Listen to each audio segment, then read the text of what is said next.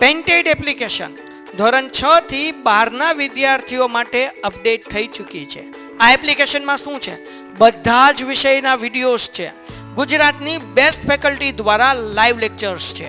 IMP પ્રશ્ન છે, test series છે અને ગુજરાતના તમામ વિદ્યાર્થીઓ સાથે તમે તમારી કમ્પેરિઝન કરી શકો છો. ગેમિફિકેશન છે અને બીજું ઘણું બધું. તો તમે એપ્લિકેશન ડાઉનલોડ ન કરી હોય તો ડિસ્ક્રિપ્શનમાં લિંક આપી છે. હમણાં જ પ્લે સ્ટોર ઉપર જાઓ અને એપ્લિકેશન ડાઉનલોડ કરો. ઘરે બેઠીને સરસ મજાનું ગુજરાતની જોરદાર ફેકલ્ટી સાથે ભણો, સારા માર્ક્સે પાસ થાઓ. ઊર્જા એટલે કાર્ય કરવાની ક્ષમતા. અહીં લખ્યું છે કે ઊર્જા વિના જીવન અસંભવ છે. ઊર્જાની માંગ દિન પ્રતિદિન વધતી જાય છે અને આ ઊર્જા આપણે ક્યાંથી પ્રાપ્ત કરીએ? તો એક વસ્તુ સમજો કે સૂર્ય આપણા માટે ઊર્જાનો સૌથી મોટો કુદરતી સ્ત્રોત છે. આપણા માટે સૂર્ય એ ઊર્જાનો સૌથી મોટો કુદરતી સ્ત્રોત છે. કેમ કે સૂર્યમાંથી ઊર્જા કોણ લે? વનસ્પતિ. ને વનસ્પતિમાં આપણે ખોરાક ગ્રહણ કરીએ એટલે આપણા માટે સૂર્ય એ ઊર્જાનો સ્ત્રોત છે. આપણા ઘણા ઊર્જાના સ્ત્રોત સૂર્યમાંથી પ્રાપ્ત થાય. આપણે પરમાણુઓના કેન્દ્ર પૃથ્વીના અંદરના ભાગોમાંથી તથા સમુદ્રના મોજામાંથી પણ ઊર્જા મેળવી શકીએ છીએ. જો સમુદ્રના મોજામાંથી ભરતી ઓટની ઊર્જા મેળવી શકો. પરમાણુના કેન્દ્રમાંથી ન્યુક્લિયર પાવર રિએક્ટર, એવું તમે સાંભળ્યું હશે, ન્યુક્લિયર બોમ્બ. આ બધું એક રીતે ઊર્જાના સ્ત્રોતો છે. ઊર્જા શબ્દનો ઉપયોગ આપણે રોજિંદા જીવનમાં વારંવાર કરીએ, પણ વિજ્ઞાનમાં આનો ચોક્કસ અને યોગ્ય અર્થ થાય. આપણે વાત કરી હતી કે કાર્ય શબ્દનો પ્રયોગ એ આપણે વારંવાર કરતા હોય, પણ આપણા જનરલ જે વ્યવહારમાં કાર્ય શબ્દ છે અને વિજ્ઞાનમાં કાર્ય શબ્દ છે એ અલગ અલગ છે. વિજ્ઞાનમાં આનો અર્થ ચોક્કસ અને યોગ્ય થાય. નીચે દર્શાવેલા ઉદાહરણ ઉપર વિચાર કરીએ આપણે. જ્યારે તીવ્ર ગતિથી ક્રિકેટનો દડો સ્થિત વિકેટ એટલે કે સ્ટમ્પ સાથે અથડાય ત્યારે વિકેટ દૂર ફેંકાઈ જાય. સ્ટમ્પ ઉપર દડો ફેંકીએ તો સ્ટમ્પ છે એ ઉખડી અને ફેંકાઈ જાય. આપણે કોઈ ચોક્કસ વસ્તુને ઊંચાઈ સુધી ઉપાડીએ છીએ ત્યારે તે કાર્ય કરવાની ક્ષમતા મેળવે છે. તમે ચોક્કસ જોયું હશે કે ઉપર સુધી ઉઠાવેલો હથોડો જ્યારે લાકડાના કોઈ ટુકડા ઉપર રાખેલ ખીલ્લી ઉપર અથડાય ત્યારે તે ખીલ્લી લાકડામાં ઘૂસી જાય. આપણે હથોડાને આ રીતે છે એ ખીલ્લી ઉપર મારીએ તો ખીલ્લી છે અંદર ઘૂસી જાય. તો હથોડાને આપણે ઉપર ઉપાડ્યો એટલે હથોડામાં આપણે એક પ્રકારે ઊર્જા આપી, એટલે હથોડાની અંદર ઊર્જા આવી ગઈ. અને ખીલ્લી ઉપર જ્યારે હથોડાને આપણે અથડાયો ત્યારે આ હથોડાએ ઊર્જા પોતાની કોને આપી? ખીલ્લીને. એટલે ખીલ્લી છે એ લાકડામાં ઘૂસી જાય.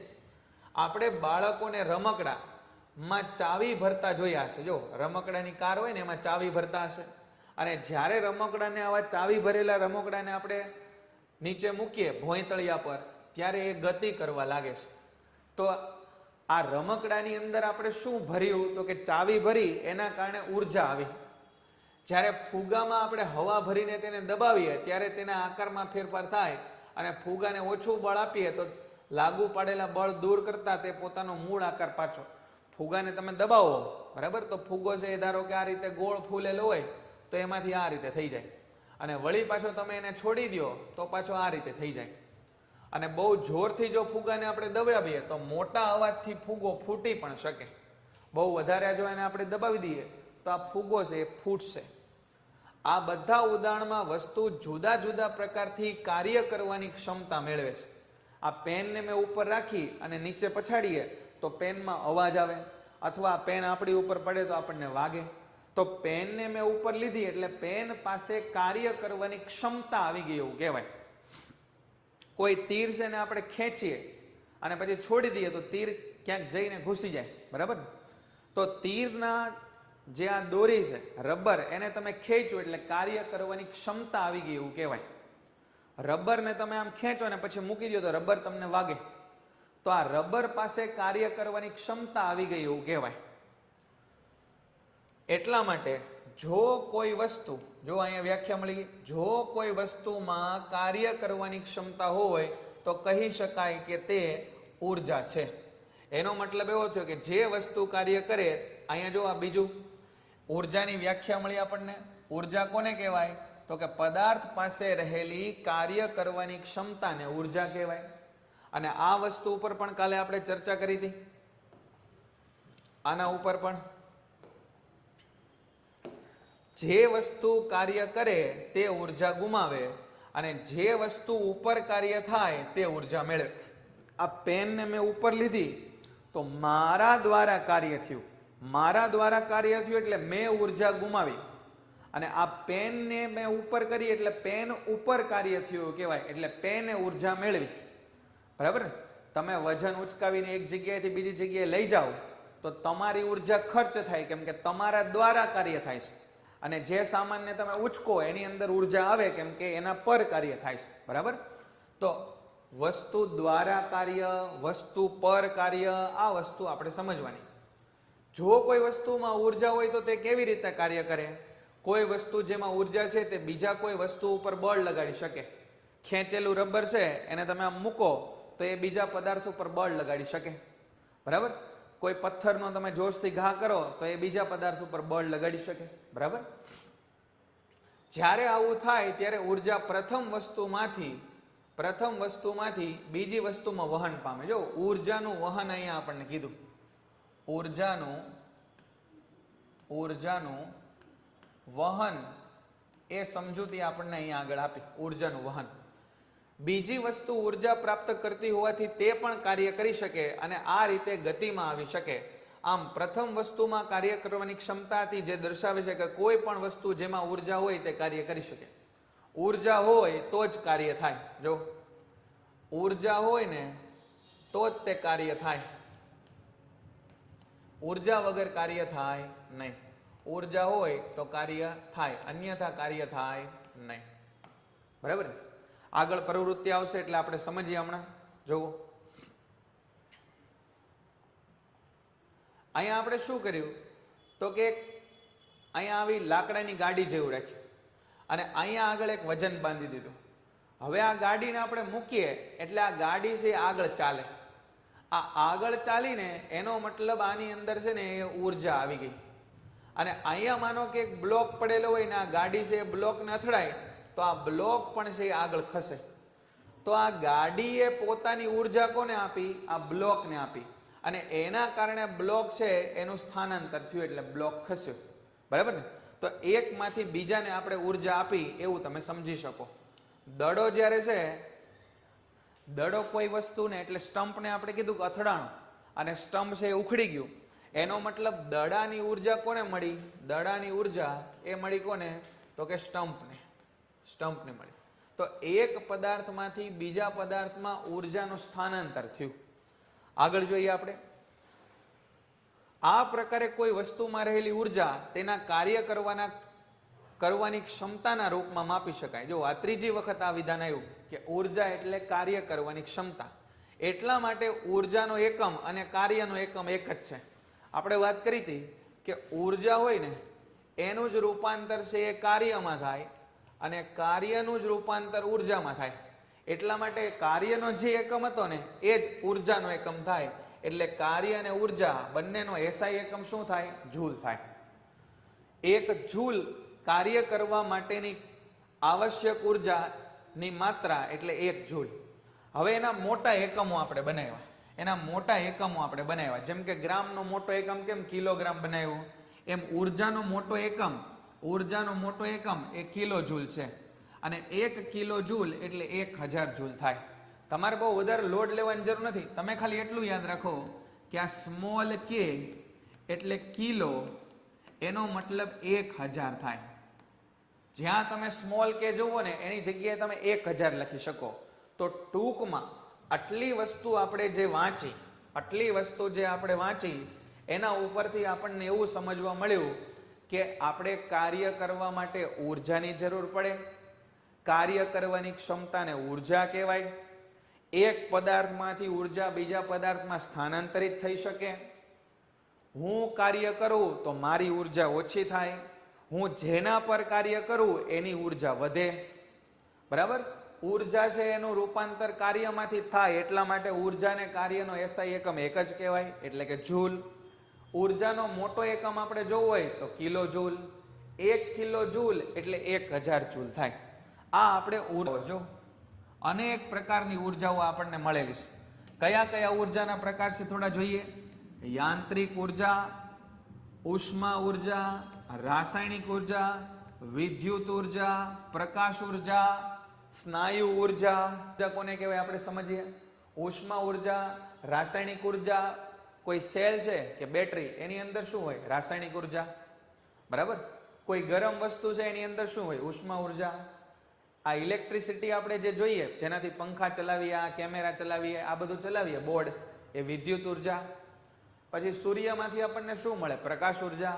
આપણા સ્નાયુઓની અંદર હું હાથનું હલન ચલન કરું છું તો એને કોને મદદથી કરું? સ્નાયુ ઉર્જા. બરાબર. તો આ રીતે અઢળક પ્રકારની ઉર્જા આપણી આજુબાજુ આવેલી છે. હવે જેમ્સ પ્રેસ્કોટ જૂલ આ એક બ્રિટિશ ભૌતિક શાસ્ત્રી હતા અને ખૂબ પ્રતિભાશાળી હશે તો જ તેણે આ બધી શોધો કરી હશે. અને એના માનમાં આપણે આ જૂલ એકમ છે એ આપેલો છે. બરાબર. James Prescott Joule. હવે આપણે ગતિના બે પ્રકારો ભણવાના છે. ગતિમાં આપણે બે વસ્તુનો અભ્યાસ કરવાનો છે. કયા કયા ગતિના સ્વરૂપો આપણે જોવાના છે?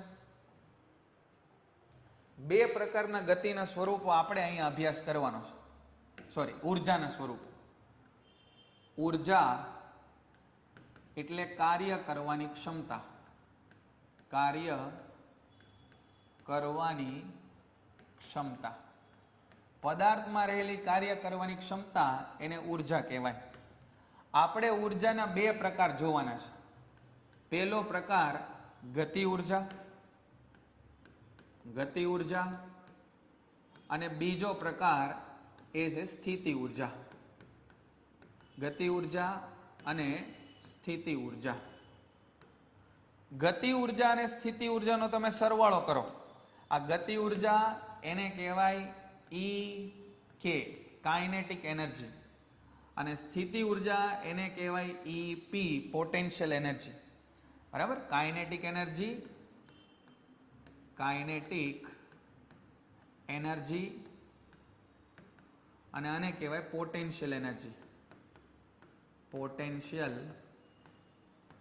એનર્જી. બરાબર. ગતિ ઉર્જા અને સ્થિતિ ઉર્જા. અને ગતિ ઉર્જા અને સ્થિતિ ઉર્જાનો તમે સરવાળો કરો. ગતિ ઉર્જા વત્તા સ્થિતિ ઉર્જા એને કહેવાય યાંત્રિક ઉર્જા, યાંત્રિક ઉર્જા. ગતિ ઉર્જા અને સ્થિતિ ઉર્જાના સરવાળા એને નામ આપ્યું આપણે યાંત્રિક ઉર્જા. યાંત્રિક ઉર્જાને અંગ્રેજીમાં કહેવાય મિકેનિકલ એનર્જી, મિકેનિકલ એનર્જી. બરાબર. તો આપણે છે અહીંયા યાંત્રિક ઉર્જાનો અભ્યાસ કરવાનો છે. અને યાંત્રિક ઉર્જા છે એ બે ઉર્જાને મળીને બનેલી છે, ગતિ ઉર્જા અને સ્થિતિ ઉર્જા. બરાબર. ગતિ ઉર્જા અને સ્થિતિ ઉર્જા એના નામની જેમ જ બહુ સરળ છે. ગતિ ઉર્જા આપણે કોને કહીએ? તો કે ગતિના કારણે રહેલી ઉર્જા.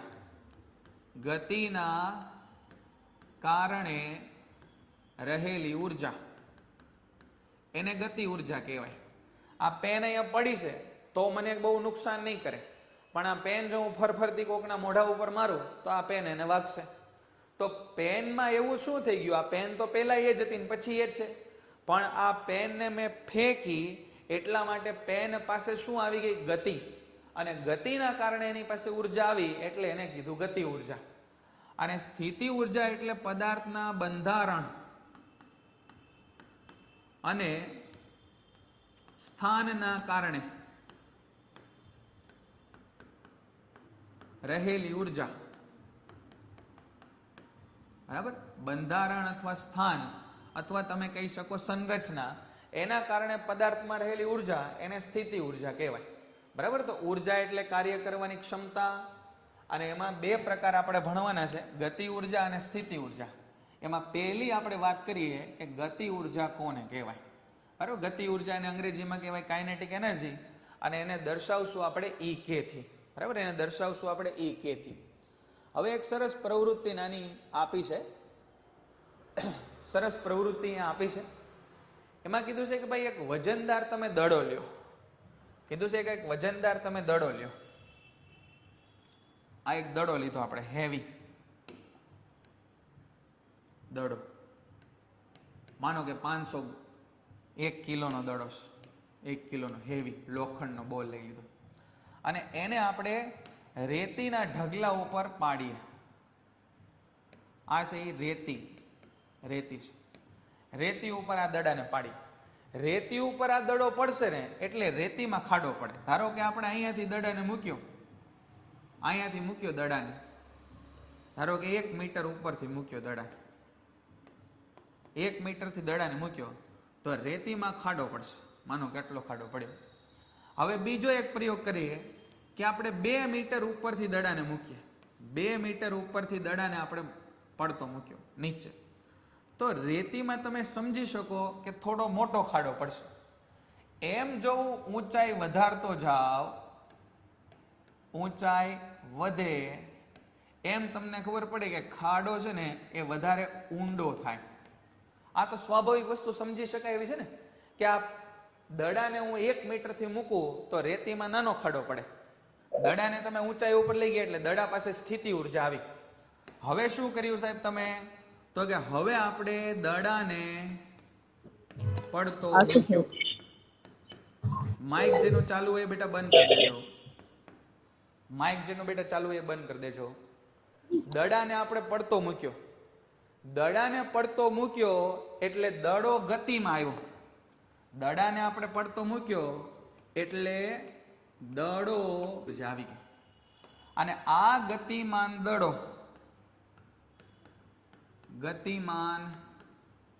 દડો જ્યારે જમીન પર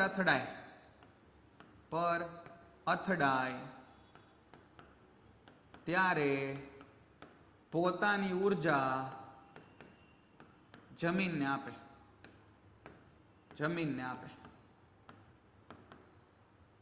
અને એટલા માટે છે એ ખાડો પડે. તો એનો મતલબ એવો થયો કે અહીંયા આગળ ઊંચાઈ જેમ જેમ વધુ એમ ગતિ ઉર્જા પણ વધે. અને એમ જમીનને મળતી ઉર્જા એ પણ વધે. અને તેથી ખાડો છે એ ઊંડો ને ઊંડો પડતો જાય, વધારે ઊંડો પડે. આ અત્યંત સરળ ભાષામાં આપણે સમજ્યા કે આ પેનને અહીંયા રાખીને પાડું તો જેટલો અવાજ આવે એની કરતા અહીંયા રાખીને પાડું તો વધારે અવાજ આવે. કેમ કે પેનને મેં વધુ ઊંચાઈ આપી એટલે વધુ ઉર્જા આવી. વધુ ઉર્જા ઉપરથી, વધુ સ્થિતિ ઉર્જા ઉપરથી એને મૂકી એટલે એની પાસે વધુ ગતિ ઉર્જા આવી. અને એ વધુ ગતિ ઉર્જાથી ભટકાય એટલે વધુ એની અંદર આપણે અવાજ ઉત્પન્ન થાય એટલે વધુ ધ્વનિ ઉર્જા આવે. હે ને? કોઈ વાસણ બહુ ઊંચાઈ ઉપરથી પડે તો મોટો અવાજ આવે. કેમ? અથવા વ્યક્તિનું વધુ રુધિર વહેવાના કારણે મૃત્યુ પણ થઈ શકે. સમજણ? તો ગતિ ઉર્જા કોને કહેવાય એ મને લાગે છે કે હવે તમે સમજી ગયા હશો. બરાબર? પછી આની તો આપણે ચર્ચા કરી જ તે કે આ ગાડીને તમે આમ દળદળથી મૂકી દો તો આ ગાડી બ્લોક કરે, ભટકાય, અને બ્લોક એ ત્યાં આગળ ગતિ કરવા માંડે. એનો મતલબ આ ગાડીએ ઉર્જા કોને આપી? બ્લોકને આપી. બરાબર? તમે બીજું સમજો કે અહીંયા ધારો કે આ ખુરશી પડીશ. બરાબર? આ ખુરશી આમ નીચે પડી, આમ તમને દેખાય નહીં પણ તમે સમજી લો કે આ ખુરશીનો આમ ધક્કો મારું તો ખુરશી આમ દળદળતી આગળ ગઈ. તો મેં શું કર્યું? ઉર્જા કોને આપી? ખુરશીને. અને ખુરશીને ઉર્જા આપી એટલે ખુરશી આગળ ગડગડતી ગઈ. એનો મતલબ કે ખુરશીમાં ગતિ ઉર્જા આવી ગઈ. તો મેં મારી ઉર્જા કોને આપી? ખુરશીને આપી. મેં ધક્કો માર્યો એટલે મેં કઈ ઉર્જાનો ઉપયોગ કર્યો? સ્નાયુ ઉર્જાનો ઉપયોગ કર્યો. બરાબર? હવે જુઓ, આ ગાડીને તમે જેટલી ને જેટલી પાછળ લેતા જાઓ ને એટલી વધારે ફાસ્ટ ગાડી છે આની હારે ભટકાય એટલે આ વધારે આગળ ઢસડાતું ચાલશે. બરાબર ને? એટલા માટે આપણે શું કામ એવું કહે કે વાહન બહુ ધીમે ચલાવવા જોઈએ, બહુ વધારે ફાસ્ટ ન ચલાવવા જોઈએ જો ટ્રાફિક હોય તો? કેમ કે તમે વધારે ફાસ્ટ વાહન ચલાવશો તો તમારી ગતિ ઉર્જા વધારે, અને વધારે ગતિ ઉર્જા તમારી હશે તો તમે અથડાશો તો તમને નુકસાન પણ કેવું થશે? વધુ. આપણે જોયું ને અહીંયા વધુ ઊંચાઈ ઉપરથી આવ્યું તો વધુ ગતિ ઉર્જા હતી તો વધારે ખાડો પડ્યો. આવો તમે ભટકાવ તમારા શરીરમાં મોટો ખાડો પડે જો તમે વધારે ગતિ ઉર્જાથી વાહનો ચલાવતા હોય તો એના ઉપરથી આપણને કીધું કે કોઈ પણ ગતિમાન વસ્તુ કાર્ય કરી શકે. જો શું સમજાણું અહીંથી આપણને? કે કોઈ ગતિમાન વસ્તુ કાર્ય કરી શકે. ઝડપથી ગતિ કરતી વસ્તુ તેના જેવી પણ ધીમેથી ગતિ કરતી વસ્તુની સાપેક્ષમાં વધુ કાર્ય કરી શકે. કોઈ બે સરખા વાહન છે, માનો કે બે એક્ટિવા છે. એક એક્ટિવા છે એ 20 ની સ્પીડે જાય છે ને એક એક્ટિવા છે એ 60 ની સ્પીડે જાય છે. અને બે એક્ટિવા જઈને ભટકાય છે. કોકની પાછળ આપણે ભટકાવવું નથી, દિવાલમાં ભટકાય. બે જણા આંધળા હતા અને ભટકાઈ ગયા દિવાલમાં. માનો કે એક એક્ટિવા 20 ની સ્પીડથી હાલતું હતું, એક એક્ટિવા 50 ની સ્પીડથી હાલતું હતું. તો કોને વધારે નુકસાન થાય? જે 50 ની સ્પીડથી હાલે એટલે એને, બરાબર. તો આ એ જ લખ્યું છે કે ઝડપથી ગતિ કરતી વસ્તુ તેના જેવી જ પણ ધીમેથી ગતિ કરતી વસ્તુની સાપેક્ષે વધારે કાર્ય કરી શકે. એને ધીમી ગાડી ભટકાણી તો ઓછું નુકસાન થયું, વધારે ઝડપવાળી ગાડી ભટકાણી તો વધારે નુકસાન થાય, કેમ કે એની ઉર્જા વધારે છે એટલે કાર્ય વધારે કરે. એક ગતિશીલ ગોળી, ઝડપથી ફૂંકાતો પવન, ગોળ ફરતું પૈડું, ગતિશીલ પથ્થર એ કાર્ય કરી શકે. ગોળી પોતાના લક્ષ્યને કેવી રીતે વિંધી શકે? પવન છે એ પવનચક્કીની પાંખોને કઈ રીતે ફેરવી શકે? ગતિશીલ વસ્તુઓ ઉર્જા ધરાવતી હોય અને આ ઉર્જાને આપણે ગતિ ઉર્જા કહીએ. જો અહીંયા લખ્યું છે કે ગતિશીલ વસ્તુઓ ઉર્જા ધરાવતી હોય, આ ઉર્જાને આપણે ગતિ ઉર્જા કહીએ. બરાબર. ટૂંકમાં પદાર્થની ગતિના કારણે જે ઉર્જા. પેઇન્ટેડ એપ્લિકેશન ધોરણ 6 થી 12ના વિદ્યાર્થીઓ માટે અપડેટ થઈ ચૂકી છે. આ એપ્લિકેશનમાં શું છે? બધા જ વિષયના વિડીયોઝ છે. ગુજરાતની બેસ્ટ ફેકલ્ટી દ્વારા લાઈવ લેક્ચર્સ છે, આઈએમપી પ્રશ્ન છે, ટેસ્ટ સિરીઝ છે અને ગુજરાતના તમામ વિદ્યાર્થીઓ સાથે તમે તમારી કમ્પેરિઝન કરી શકો છો. ગેમિફિકેશન છે અને બીજું ઘણું બધું. તો તમે એપ્લિકેશન ડાઉનલોડ ન કરી હોય તો ડિસ્ક્રિપ્શનમાં લિંક આપી છે, હમણાં જ પ્લે સ્ટોર ઉપર જાઓ અને એપ્લિકેશન ડાઉનલોડ કરો. ઘરે બેઠીને સરસ મજાનું ગુજરાતની જોરદાર ફેકલ્ટી સાથે ભણો, સારા માર્ક્સે પાસ થાઓ. છે અહીંયા જો આ વ્યાખ્યા વધારે સારી છે ઉપરની વ્યાખ્યા કરતા. આ જો ગતિને કારણે ધારણ થતી ઉર્જાને ગતિ ઉર્જા કહેવાય. એ હમણાં પણ આપણે નોંધી કે ગતિના કારણે જે ઉર્જા હોય એને ગતિ ઉર્જા કહેવાય. આવા ગતિ ઉર્જાના ઉદાહરણ કયા કયા છે સાહેબ? નીચે પડતું નારિયેળ, માથામાં પડે તો માથું ફાટી જાય. ગતિમાન કાર, ભટકાય તો ઘોબા ઉપાડ લે આપણા. ગબડતો પથ્થર, વાગી શકે આપણને. ઉડતું વિમાન, આપણને ખબર છે તારાજી સર્જી શકે. વહેતું પાણી, ઝડપથી ફૂંકાતો પવન, દોડતો ખેલાડી, આ બધા છે એ ગતિ ઉર્જા ધરાવે છે. બરાબર ને? આપણે હાથ આમ મારીએ, બરાબર, લાફો મારીએ કોકને, તો આપણે હાથને શું આપ્યું? ગતિ ઉર્જા. અને ગતિ ઉર્જા કોકના ગાલ ઉપર જઈને સ્થિતિ ઉર્જામાં રૂપાંતરિત થઈ ગઈ. બરાબર ને? ગાલ હોજી જાય. તો આ બધી વસ્તુ છે એ ગતિ ઉર્જા ધરાવે. તો આ ગતિ ઉર્જાના ઉદાહરણ થઈ ગયા.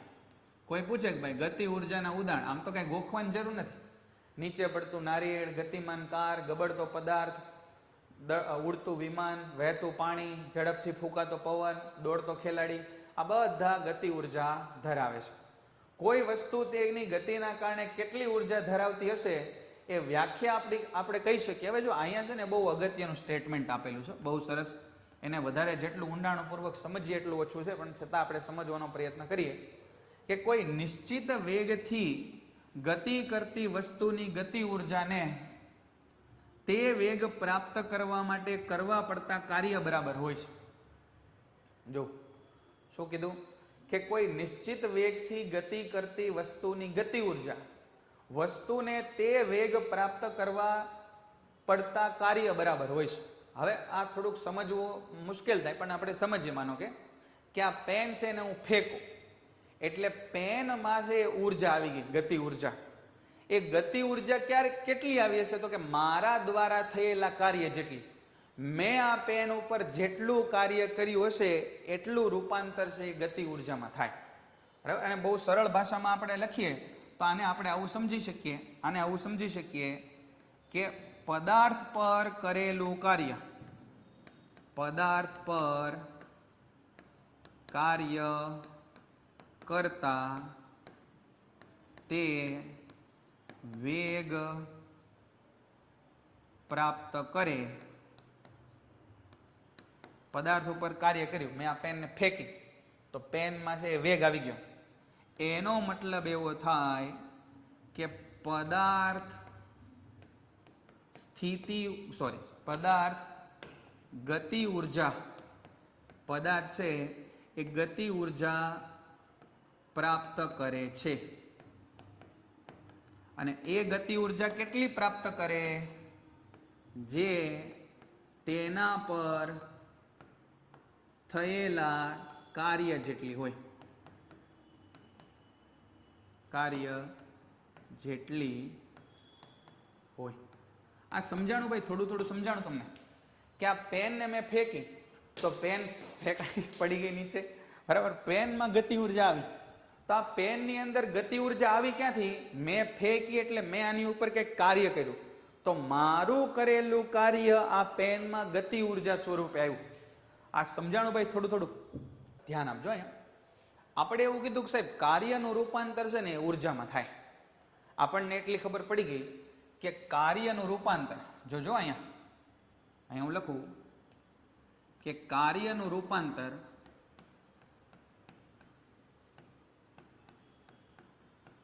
ઉર્જામાં થાય. ઉર્જામાં થાય તો એનો મતલબ કંઈક કાર્ય થશે ને ત્યારે જ ઉર્જા આવશે.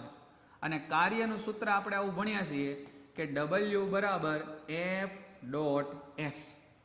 બરાબર? F એટલે બળ અને S એટલે સ્થાનાંતર. કાર્યનું રૂપાંતર ઉર્જામાં થાય તો W એટલે બળ ગુણ્યા સ્થાનાંતર. આનું જ રૂપાંતર છે એ ઉર્જામાં થવાનું છે. હવે જોજો, આપણે અચળ પ્રવેગી ગતિના સમીકરણો જોયા છે. અહીં હું લખું કે અચળ પ્રવેગી ગતિના સમીકરણ પરથી 3 સમીકરણ હતા, એમાંથી એક સમીકરણનો આપણે ઉપયોગ કરીએ. કયા સમીકરણનો ઉપયોગ કરીએ? આનો ઉપયોગ કરીએ.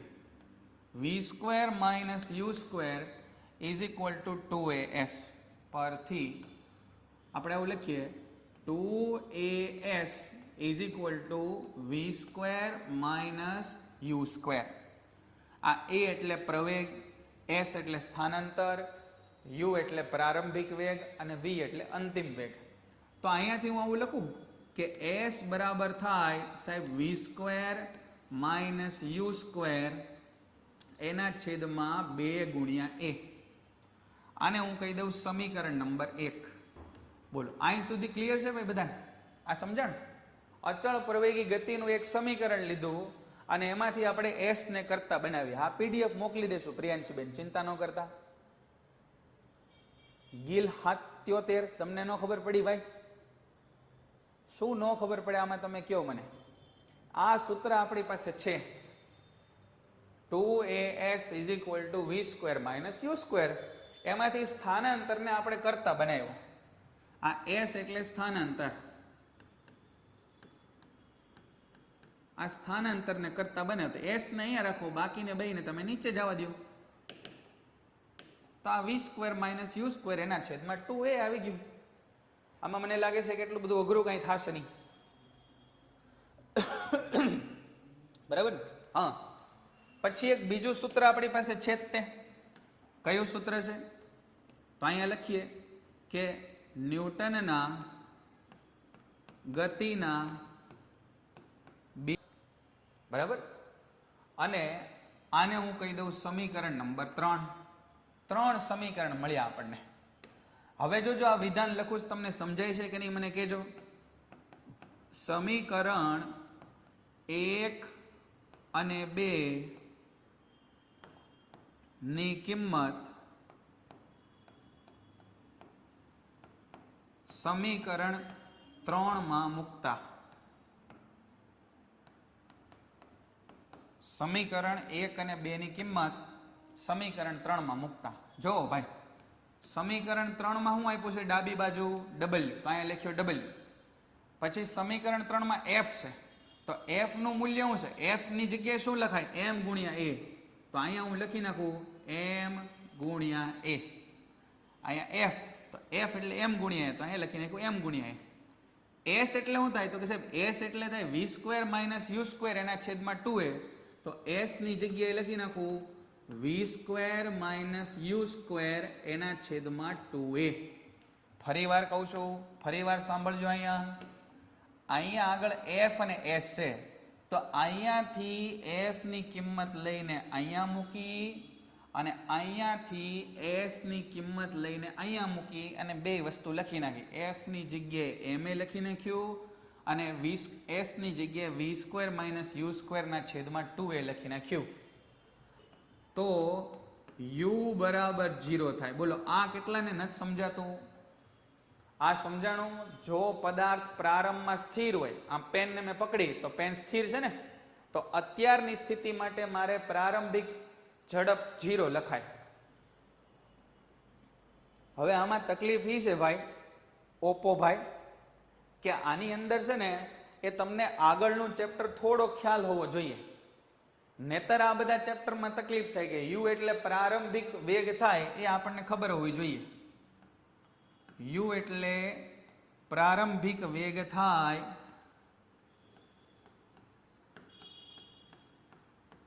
એ આપણને ખબર હોવી જોઈએ.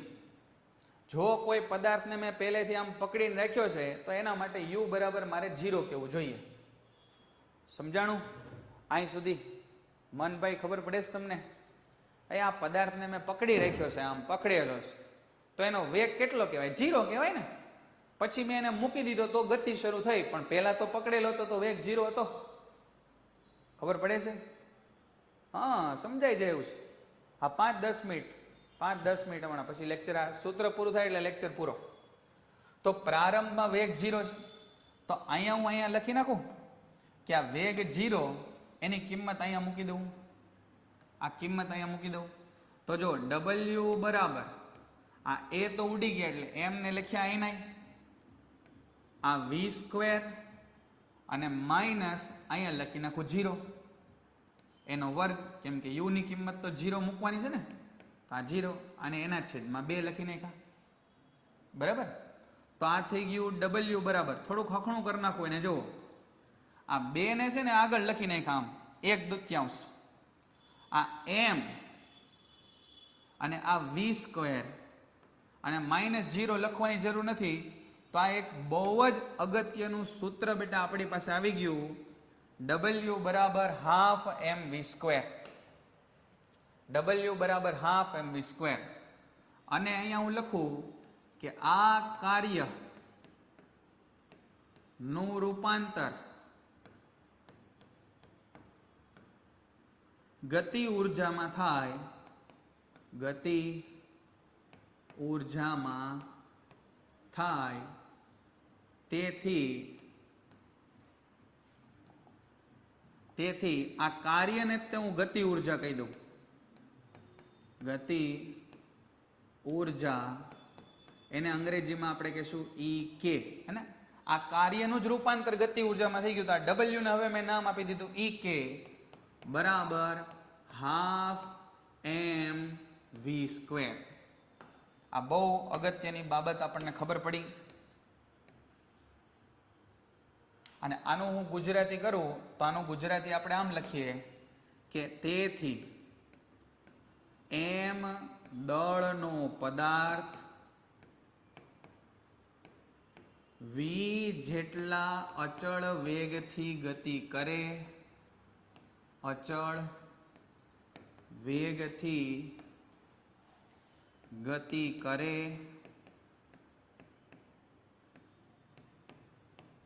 તો તેની ગતિ ઉર્જા ½ mv² થાય. આવું આનો મતલબ થાય. આ પેન માનો કે છે એ 50 ગ્રામની છે, તો અહીંયા મારે લખવું જોઈએ 50 ગ્રામ. જો કે બધું કેજીમાં લખવાનું હોય, અને એને હું આમ 50 ની સ્પીડથી ઘા કરું તો અહીંયા આવે 50. સમજી ગયા? બરાબર? આ સૂત્ર તારવણી સમજાણી ભાઈ?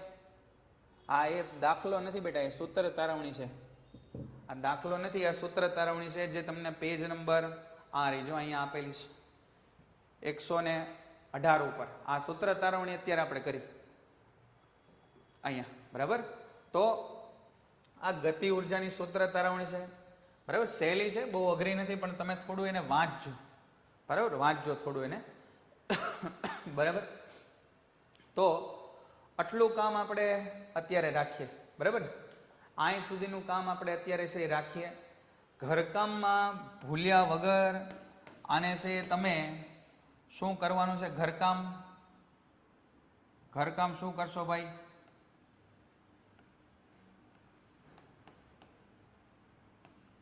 ઘરકામમાં આ સૂત્ર તારવણી 2 વાર કરવાની છે. ઘરકામની અંદર આ સૂત્ર તારવણી 2 વાર લખવી. સમજીને લખવાનું છે, ગોખવાનું નથી. સૂત્ર તારવણી 2 વાર લખવાની છે.